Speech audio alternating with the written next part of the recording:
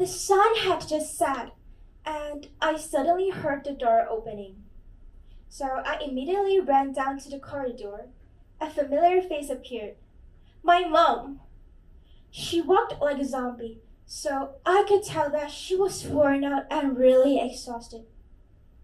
I grabbed her things to help her. However, I didn't realize the glass jar was just behind me. Smash! The broken glass scattered all over the floor. It was a mess. Color rushed into my mom's face, painting it burning red. Furious, she yelled at me. Are you an idiot? How many times have I told you to be careful? I was shocked. She had never shouted at me like that. So I shouted back at the top of my voice. You never spent time with me. How dare you shout at me? Running back to my bedroom, I packed all of my valuables and money that I had and stormed out of the house. I didn't have a plan. I didn't know where to go. I was just angry and sad, so I left. Wandering on the street, I was so frustrated that I didn't want to recall what had happened. I kept walking in the dark, blind to what lay ahead. I wanted to go as far as I could just to escape from reality. Suddenly, a raindrop fell on my face. I looked up.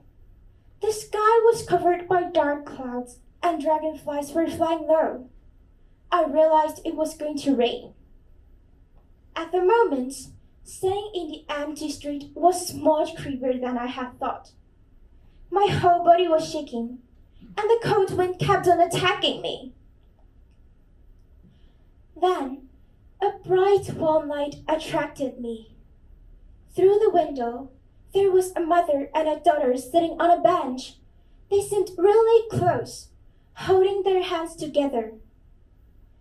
Doubtless to say, I started to regret my behavior.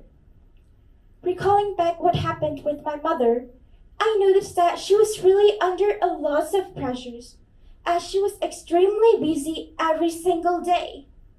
However, she does care about me, always showing me unconditional love and care.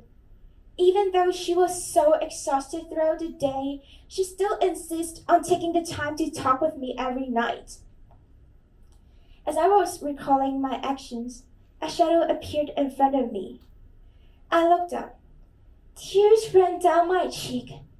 I hugged her as tight as I could. Then she apologized to me.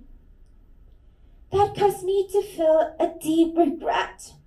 I had been inconsiderate and self-centered. So I promised myself I wouldn't ever be like that again. Through this experience, I have learned to be more thoughtful and more mature. For example, I've started to put myself in her shoes and think of what I should do better to help her. Sometimes it's just simply considering how she might be feeling each day. I often think of the lyrics from a song called Older by Sasha Alex Sloan.